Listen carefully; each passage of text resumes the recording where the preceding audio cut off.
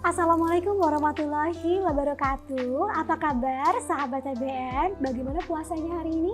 Semoga tetap kuat dan juga lancar menjalankan ibadah puasa hari ini. Saya izin lepas maskernya ya, karena kita semua di sini sudah menjalankan protokol kesehatan dengan baik. Dan tentunya di antara saya dan juga narasumber sudah terdapat plexiglass yang akan membuat bincang-bincang kita hari ini lebih aman lagi ya. Nah, sahabat ABN, sebelum kita memulai ABN Talk Show kali ini, saya mau mengingatkan jangan lupa untuk Anda subscribe, like dan juga nyalakan loncengnya dari YouTube channel ABN Today. Nah, dalam suasana Ramadan kali ini di ABN Talk Show, kita akan membahas tentang olahraga ketika kita sedang menjalankan ibadah puasa dan juga hubungannya dengan tekanan darah. Nah, kira-kira apakah ketika kita sedang berpuasa berbahaya nggak sih kalau kita melakukan olahraga? Nah, langsung saja kita akan berbincang-bincang dengan Dr. Rizky Nugroho yang sudah hadir di studio ABN Talk Show kali ini. Apa kabar, Dok? Apa kabar, Mbak Wina? Dokter? Saya izin lepas masker ya. Silakan, Dokter. Bagaimana, Dok? Sehat? Sehat, alhamdulillah. Lancar puasa hari ini? Insya Allah, ini hari ini mudah-mudahan sampai selesai karena agak panas kebetulan nih hari ini ya. Iya, betul sekali. Itu Ya. mungkin tantangannya ya. Iya, betul. Tapi kita harus tetap semangat, tetap sehat juga. Ya. Karena kondisi kita justru ketika sedang puasa harus lebih ekstra lagi menjaga Ya, kondisi walaupun kesehatan memang kita. lagi puasa mungkin badan agak sedikit berbeda dengan aktivitas seperti biasa, tapi kan tidak mengurangi daripada aktivitas yang ada gitu. Mungkin Nah. asupannya beda jadi lebih males, tapi kan aktivitasnya sama. Betul sekali. Karena jangan sampai gara-gara puasa kita jadi ikutan lemas Ya, betul. gitu ya. Betul. Kayaknya jadi nggak bersemangat gara-gara puasa, itu bukan alasan sebenarnya ya. Kita harus tetap semangat. Nah, Dokter Rizky, Ya. sebelum kita membahas tadi hubungannya antara olahraga dan juga tekanan darah ketika puasa. Nah, sebenarnya saya mau nanya dulu nih. Nah, kalau manfaat puasa selain mungkin kalau kita sebagai muslim dari segi ibadah, itu ada manfaatnya bagi kesehatan juga nggak sih, Dok? Oke, kalau misalkan dari agama mungkin ibadahnya tadi ya, Mbak Wina ya. Tapi dulu untuk kesehatan itu banyak sekali. Salah satunya adalah dengan kita berpuasa berat badan turun. Turun nggak, Mbak Wina kalau puasa? Nah, so far sih enggak, karena mungkin Enggak pas ya? buka puasa terlalu menggebu-gebu Excited sepertinya. ya, iya. Yang Ya dimakan karena gini, manis-manis yang gitu orang kan. tahu untuk pada saat kita berpuasa itu, kita memakan makanan pada saat makan siang. Padahal pada saat kita puasa itu kita hanya skip satu makanan. Makan siang. Iya, Kan iya. makan malam dengan paginya masih tetap makan. Oke, yang kita paginya di skip saat sahur. Di saat ya. sahur. Yang skip adalah makan siang. Nah, padahal kenapa pada saat kita puasa itu berat badan kita harusnya turun karena kita defisit kalori. Nah, kita nanti akan bahas ya. Iya, Terus iya. yang kedua manfaatnya adalah untuk kesehatan jantung. Oke. Yang terakhir bisa sebenarnya masih banyak, tapi salah satunya adalah untuk metabolisme juga, mengatur metabolisme dan meningkatkan antioksidan dalam tubuh. Kenapa antioksidan dalam tubuh itu bisa meningkat? Ini hasil dari penelitian di UI. Sudah terbukti bahwa dengan puasa kita bisa meningkatkan antioksidan dalam tubuh. Oh, mungkin itu karena kalau nggak salah nih yang saya dengar, ketika kita berpuasa itu sebenarnya kita akan ada proses detox di dalam tubuh kita. Betul ya, Dok? Betul. Jadi detoksifikasi itu nanti si racun-racunnya itu akan dibersihkan dengan antioksidan kita yang semakin meningkat. Oh, oke. Gitu. Jadi sebenarnya juga sangat-sangat sehat ya ketika sangat kita sehat. berpuasa. Betul. Belum lagi juga sekarang ada tren intermittent fasting. Intermittent fasting, betul. Iya, jadi ternyata nggak cuma umat muslim aja yang Ya. menjalankan puasa, ternyata orang-orang lain juga sudah sangat menyadari manfaatnya ketika kita harus berpuasa. Ya, terlebih Gitu kan ya. memang kita puasa itu kan sebenarnya menahan emosi. Emosi kan itu juga bisa salah satu dari stres. Stres itu juga yang meningkatkan beberapa penyakit. Nah, itu juga yang meningkatkan kita harus berpuasa. Tapi ya, Dok ya, ketika kita berpuasa kan selain kita juga harus menjaga, gak boleh makan gitu kan, gak boleh minum, tapi ternyata kita juga disarankan untuk berolahraga ya, Dok? Tetap ya? olahraga harus tetap, Mbak Wina. Jadi kita kan punya kadar kolesterol, ya kan? Kita juga punya metabolisme yang harus diolah kan setiap harinya gitu kan. Jadi pada saat kita puasa tuh kita organ kita tidak bekerja tapi diistirahatkan. Nah, diistirahatkan dalam artian yang biasanya kita 6-8 jam itu makan. Nah, organ di sini pada beristirahat, tapi bukan berarti tidak diolah, ya kan? Diolahnya itu dengan olahraga. Nah, olahraga di sini bisa banyak hal yang orang salah kaprah untuk olahraga. Misalkan olahraganya nggak boleh olahraga nanti membatalkan puasa, gitu kan? Itu salah satu juga yang sebenarnya salah, gitu kan? Kenapa? Karena olahraga juga penting pada saat puasa atau tidak puasa untuk metabolisme dalam tubuh, gitu. Salah satunya adalah untuk kita punya kolesterol. Nah, kita untuk bisa mengolah kolesterol itu menjadi kolesterol yang jahat menjadi sebuah energi. Ternyata banyak sekali ya manfaat ketika kita berolahraga di saat berpuasa. Ya, betul. Nah, tapi kalau untuk waktu yang tepat nih untuk berolahraga di saat puasa itu kira-kira kapan aja sih, Dok? Oke, jadi kalau misalkan kita olahraga yang baik pada saat puasa itu tergantung individu masing-masing. Jadi ada yang memang kuat nih, Dok, saat puasa olahraga silahkan. Tapi yang terbaik adalah kita mungkin jangan siang-siang karena biasanya terik, mataharinya lebih kita kan nggak bisa menahan minum jam berapa atau jam berapa, kita harus nunggu sampai berbuka kan. Mungkin kalau tengah hari itu justru saat-saat kritis sebenarnya. Iya, gitu kan. Ngantuk juga kan biasanya kalau puasa siang-siang. Terus yang kedua mungkin tipe olahraganya jangan terlalu ekstrim. Mungkin kita cari yang memang jangan high intensity, harus low intensity gitu ya. Terus yang ketiga mungkin tempatnya, jangan tempat yang memang bikin kita jadi dehidrasi. Ada enaknya di outdoor mungkin, atau enggak ruangan yang ber-AC gitu. Tapi kalau misalkan waktu yang tepat, biasanya kalau saya pribadi mendekati buka puasa atau biasanya setelah berbuka. Karena kan kita sudah, metabolisme kita sudah ada makanan yang masuk, ada energi, terus udah gitu juga kita sudah istilahnya nafsu kita pada saat puasa kan kita lebih diatur ya, Mbak Wina. Takutnya memang, nggak kuat nih gitu. Jadi saya lebih memilih setelah berbuka puasa. Tapi kalau memang ada yang kuat setelah sahur, misalkan setelah subuh, nggak apa-apa. Kalau memang ada yang kuat siang hari, nggak apa-apa. Atau malam hari, tidak apa-apa. Tidak ada masalah. Yang penting selama dia tidak mengganggu dari aktivitas ibadah puasanya. Nah, Dok, kalau ngomongin soal sahur nih ya, Dok ya, baik tidak sih, Dok, kalau kita berpuasa tapi tanpa sahur? Oke. Karena sahur itu menahan kita tidak masuk makanan dan minuman selama lebih dari 12 jam, ya kan? Yang dimana memang kita biasa ada asupan makanan atau energi yang masuk ke dalam tubuh kita yang diolah menjadi kalori dan menjadi energi. Nah, apabila tidak ada, ditakutkan di dalam tubuh kita itu terjadi namanya hipoglikemi. Oh, apa itu, Dok?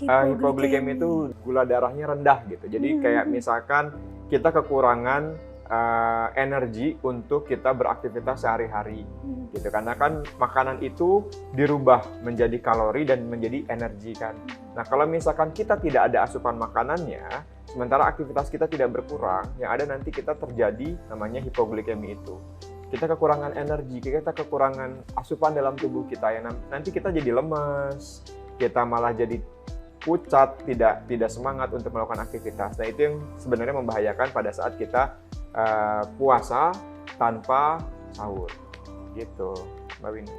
Nah, Dok, kalau saya nih ya, Dok ya, ketika sedang berpuasa itu kadang-kadang saya agak merasa kelayangan gitu ya, Dok ya, agak-agak pusing gitu kan. Dan ketika saya coba untuk mengukur tekanan darah saya, ternyata juga itu jadi lebih rendah gitu ketika sedang berpuasa. Itu ternyata memang ada hubungannya ya, Dok ya, tekanan darah orang yang berpuasa ketika sedang berpuasa atau mungkin tidak sedang berpuasa, itu ada perbedaannya ya, Dok ya? Oke, jadi gini Mbak Winnie, pada saat kita puasa itu berarti kan kita mengistirahatkan organ-organ di dalam tubuh, yang dimana pada saat lambung itu tidak melakukan kegiatan, usus halus tidak melakukan kegiatan, istirahat, terus pankreas, hepar juga tidak melakukan kegiatan, yang dimana nanti pada saat itu semuanya akan mengintrospeksi sebenarnya, akan meregenerasi secara baik gitu kan. Nah, rata-rata pada saat orang tidak orang berpuasa itu tidak melakukan ada aktivitas makan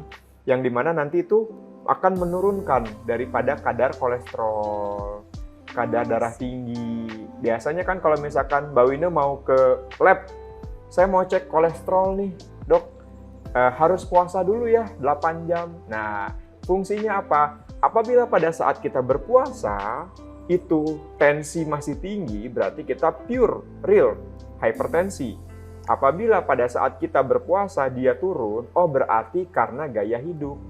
Gaya hidup apa? Pola makan, apa yang kita makan, apa yang kita ini, dia mempengaruhi daripada tekanan darahnya sendiri. Sama dengan halnya berpuasa. Pada saat kita berpuasa, tekanan darah kita turun, artinya apa? Oh, kita berarti naiknya darah tinggi itu karena apa? Karena faktor gaya hidup. Oke, begitu, gaya hidup dan juga mungkin makanan yang kita Ya, makan. gitu. Gitu Apalagi kan ya, Dok, memang ya? kalau pada saat berpuasa itu benar-benar tubuh itu memang sangat baik gitu. Sangat baik dalam artian benar-benar tubuh diistirahatkan mulai dari kita stresnya. Kan darah tinggi juga bisa, tekanan darah tinggi juga bisa dipengaruhi oleh karena stres. Apabila stresnya itu tinggi, dia juga bisa meningkatkan daripada tekanan darah itu sendiri. Oh, oke. Nah, untuk tekanan darah normal ketika kita sedang berpuasa atau ketika kita sedang tidak berpuasa, itu ada perbedaannya berarti ya, Dok ya? Sebenarnya tekanan darah itu tetap sama nilai normalnya, kurang dari sama dengan 120/80. Jadi pada saat puasa atau tidak berpuasa, nilai normalnya itu sama. Jadi kalau misalkan Mbak Wina pada saat puasa itu, wah kok misalkan yang jadi 110/80 bagus nggak, itu masih bagus. Kalau misalkan dikatakan dia tidak bagus itu misalkan dari bawahnya itu 60 gitu atau enggak 70, itu dia udah jadi hipotensi gitu. Itu yang berbahaya. Hipotensi itu untuk tekanan darah rendah ya, Dok ya. Betul. Tapi itu masih tetap aman nggak sih, Dok, ketika menjalankan ibadah puasa untuk orang yang memiliki hipotensi ini? Oke, sebenarnya kalau orang dengan hipotensi harus dikonsultasikan ke dokter dulu. Dan juga orang dengan dengan hipotensi berarti orang itu harus ada treatment. Harus ada makan pada saat buka seperti apa, sahur seperti apa, dan kegiatan aktivitasnya seperti apa.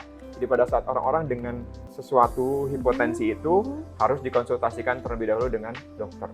Kalau kita ngobrol-ngobrol sama Dokter Rizky tuh selalu suka lupa waktu ya, Dok ya? Iya. Karena seru banget gitu. Nah, Dok, terakhir tapi nih, Dok, karena kita juga durasi ini ya, Dok ya. Saya mau tanya dong, kalau untuk olahraga ketika kita sedang berpuasa untuk menjaga tekanan darah kita tetap normal dan juga mungkin tetap aman dilakukan ketika sedang berpuasa, ada suggest nggak sih, Dok, kira-kira jenis olahraga apa saja yang bisa dilakukan? Oke, jadi Mbak Wina, kalau saat kita puasa ada beberapa olahraga yang memang dianjurkan. Salah satunya adalah yang tidak high impact, yaitu yoga, jalan kaki, atau enggak bisa bersepeda. Yang dimana ini tidak akan mempengaruhi dari puasanya itu sendiri dan juga bisa menurunkan tekanan darah. Yang dimana pada saat memang tekanan darah tadi saya bilang dipengaruhi oleh banyak hal. Salah satunya ke aktivitas kita dalam sehari-hari, yaitu olahraga. Walaupun memang pada saat puasa bukan berarti kita tidak melakukan olahraga. Kita tubuh kita tetap butuh untuk melakukan aktivitas olahraga. Gitu. Oke, nah itu dia nih sahabat ABN ya. Ternyata setelah kita ngobrol-ngobrol panjang dengan Dokter Rizky, pentingnya olahraga ketika kita sedang berpuasa, tapi mungkin juga itu balik lagi kita harus cek kondisi kita masing-masing ya. Betul. Gitu. Jangan terlalu memaksakan juga, karena kita juga harus listen to our body gitu. Betul, ya, Dok ya. Betul. Ketika kita memang sanggup ya olahraga, tapi kalau tidak mungkin stretching saja juga sebenarnya udah cukup ya, Dok ya? Olahraganya mungkin setelah buka puasa. Kalau misalkan takut mengganggu puasanya, bisa dilakukan setelah puasa. Olahraga tidak perlu lama kok, Mbak Wina. 40 menit, yang penting continue, frekuensinya terus-menerus, itu lebih baik ketimbang sekali olahraga 5 jam, 3 jam gitu. Wah, kan 5 jam pingsan sih, Dok, kayaknya ya. Oke, sahabat ABN, ini seru sekali bincang-bincang kita hari ini di ABN Talk Show.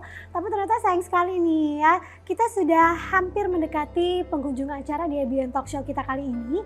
Tapi seperti biasa kita tidak akan pamit sebelum kita membagi-bagikan hadiah nih dok, Ya. untuk sahabat ABN ya. Sahabat, ya. Dokter Rizky akan memberikan pertanyaan untuk Anda. Dokter sudah siap dengan pertanyaannya? Oke. Silahkan, boleh. Pertanyaannya apa nih dok? Oke, pertanyaannya, olahraga apa yang baik dilakukan pada saat kita puasa Ramadan? Gitu. Oke, itu dia pertanyaannya sahabat ABN. Olahraga apa yang sebaiknya atau mungkin aman dilakukan ketika kita sedang menjalankan ibadah puasa? Nah, untuk hadiahnya saya belum sempat sebutkan tadi. Hadiahnya itu adalah kita akan membagi-bagikan 2 buah ABN Digital Tensimeter seperti yang sudah hadir di sebelahnya Dokter Rizky. Ini ya? Ini hadiahnya. Oke, berarti saya juga bisa ikutan ya? Oh nggak bisa dong dok, ini khusus untuk sahabat ABN ya. Ya. Boleh ditunjukkan ke sahabat ABN, ini dia. Ini adalah tensimeter dari ABN, ini digital tensimeter. Puasa Ramadan gini butuh nih. Butuh sekali. Kita biar tahu sebagai personal dokter pribadi gitu kan. Kita punya alat tensi di rumah, mengetahui tekanan darah kita berapa. Wah, Betul, saya juga punya di rumah ini dok, dan ini tuh mudah sekali untuk menggunakan dan penting sekali memang untuk ada di rumah kita nih. ini sahabat ABN kayaknya sangat butuh ya ini ya sebagai personal dokter, sebagai sebelum kita ke rumah sakit atau ke apa, kita menggunakan ini secara pribadi dan digital kayaknya lebih mudah ya. Lebih mudah sekali, ini cuma tinggal langsung dipencet aja, nanti Oke. udah langsung keluar tekanan Hadiahnya darah 2 kita. orang. Untuk 2 orang pemenang ya sahabat ABN, kita akan bagi-bagikan untuk Anda. Caranya gampang sekali. Anda tinggal langsung jawab pertanyaan yang tadi Dokter Rizky sudah berikan untuk Anda. Pertanyaannya gampang sekali. Kalau Anda menyimak bincang-bincang kita sejak awal tadi, pasti sudah bisa langsung menjawab pertanyaannya. Caranya tinggal langsung tulis jawaban Anda di kolom komentar dari Instagram @abntoday. Ya, silakan langsung tulis jawabannya dan jangan lupa untuk mention teman Anda sebanyak mungkin. Oke, 2 orang pemenang akan langsung kita berikan hadiahnya. Ini adalah ABN Digital Tensimeter untuk Anda. Baiklah sahabat ABN, tanpa terasa kita sudah sampai di penghujung acara dari ABN Talk Show edisi Ramadan kali ini. Terima kasih kepada Dokter Rizky. Sama-sama, waktunya ya Mbak dok Wina. ya, seru sekali kita bincang-bincang seputar olahraga, tensi. Mudah-mudahan di bisa saat olahraga ya. bulan saat puasa ya. harus ya. Dan juga tentunya saya mewakili dari kru yang bertugas dari ABN Talk Show kali ini mengucapkan terima kasih untuk Anda sahabat ABN, dan sampai kita bertemu lagi di ABN Talk Show selanjutnya, dan semoga puasa Anda hari ini lancar. Saya Wina Dimi Harja pamit, sampai kita bertemu lagi di ABN Talk Show selanjutnya. Wassalamualaikum warahmatullahi wabarakatuh.